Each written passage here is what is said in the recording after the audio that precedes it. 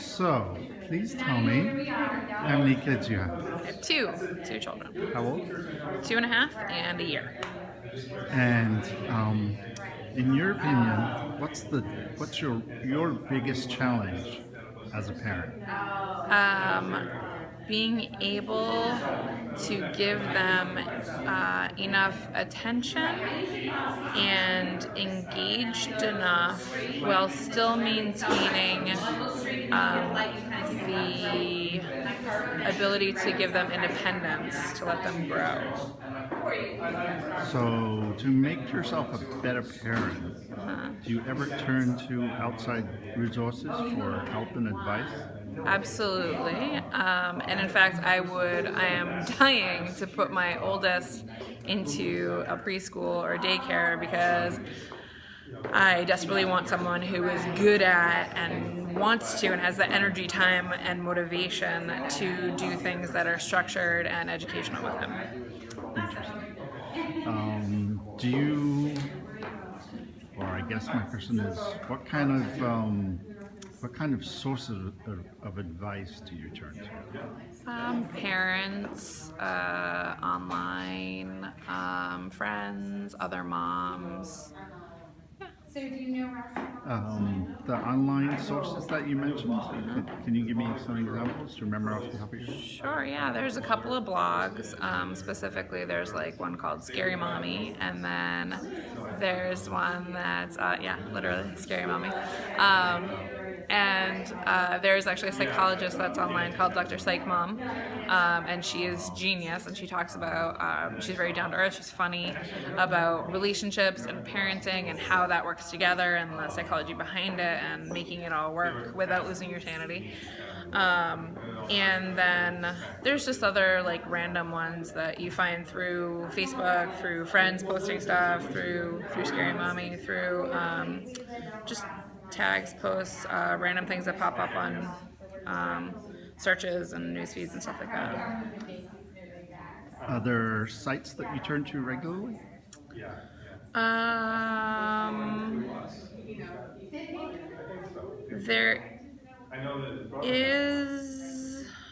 I'm actually working on getting connected into one of them. I forget the name of it, but it's like Out and About Moms or something in Connecticut, and they do like blog posts about parenting stuff to do with the kids, like especially summer stuff, like touch a truck stuff, things like that, like activities, what's going on in the state, what's going on locally, what can you do, involvement, stuff like that. Okay, that sounds good.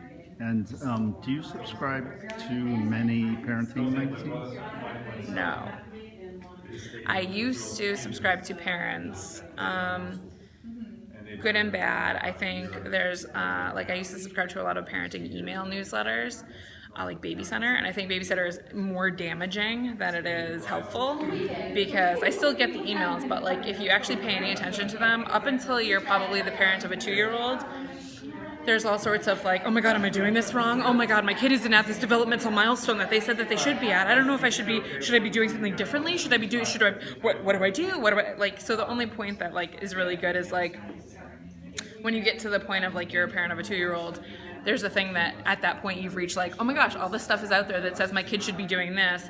He's not, but in 3 months he will be. So my kid's gonna hit them whatever they're gonna hit when they hit it, and the useful component of it kind of drops back as more of like a fallback. So like if my kid has this weird rash, like I can look it up and be like, oh, other parents are having the same issue and this is what it is. It's not that big of a deal. Okay, check, got it. So I think parenting magazine wise, it's hard because I think it's kind of along the same line as the newsletters. There's a lot of good and bad kind of stuff. Like to me, I know there's a lot of people who love to do activities with their kids and who love to do crafts and stuff like that. I have a 2.5-year-old and a 1-year-old. My 1-year-old eats paper, and my two and a half year old. Great source of fiber. Yeah, exactly. So there's that. But and my 2.5-year-old is more inclined to make giant messes, and he knows that. Mama, I make giant mess, and I'm like, buddy, didn't we talk about how we're not supposed to be making giant messes? So I get wary of activities that involve paint or things that are color or anything like that, other than basic washable crayons. because I don't want to deal with the mess and the energy that's going to be required to clean up after that. So, like a lot of parenting magazines will do stuff about activities and crafts and things like that you can do, and that's all lovely and good if you have a child who like listens, or you have the energy and motivation to deal with that. I do not. So I would be open to a parenting magazine if it was more helpful than harmful. Let's put it that way. And how would you know the difference? More of guidelines, suggestions. Like I said, like the honest component of stuff, like the honest parenting. Like I really like genuine parenting. I don't want someone to tell me, "Oh, my kid is my life. I love my child. I couldn't imagine my life without them." Like, come on, we all know there are maybe like 2% of parents that are like that, and the rest of us are like, "Oh my God, this kid is driving me nuts." Everyone has those good days and those bad days. And then there's like the rest of the days. So I want like an honest like view from a parent on like, my kids are nuts. Here are great ways to find babysitters. Here, how people are paying for babysitters. How maybe is a more effective way to pay for babysitters. How can you look reasonably for babysitters. Like I don't want like some article on like, you should be looking for a babysitter who's got a PhD in childcare. Like that's ridiculous. Like I don't want that. I want how to find your local 13-year-old who will babysit your child for $10 an hour. Like that's what I want. Like, or activities that you can tell the babysitter to do with the kids, then they have to clean up. Like stuff like that. Like I want more realistic, honest, down to earth kind of parenting stuff if I'm reading a magazine about it. So if I played that back to you, it sounds a little bit more toward the practical side of things? Yes. Okay. Yes. And practical and reasonable within reason. Okay. How much time do you, I only have one more question. Yeah. How much time do you spend in forums and discussion groups about parental issues? Per what? Per day, per week, per month? Yeah, per week, typically. Maybe an hour or two.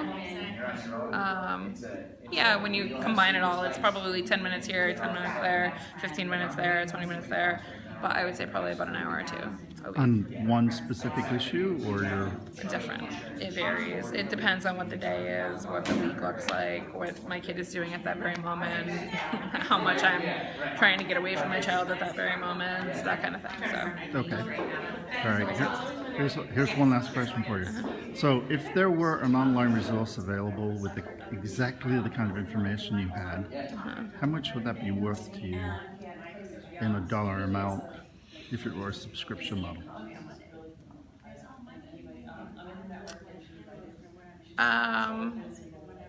It would have to be very specific. It would have to be very practical. It would have to be very reasonable, because I don't want to pay for something that I don't take seriously, that I look at and I go, whatever, that doesn't apply to me. Yeah. I would say $5 a month, maybe. Okay. Sure. Yep. I mean, my makeup subscription is $10 a month, so. And I guess a parenting magazine is probably, what, 20 a year or something like that? Something along those lines, yeah. Okay. Yeah. That's great. Awesome.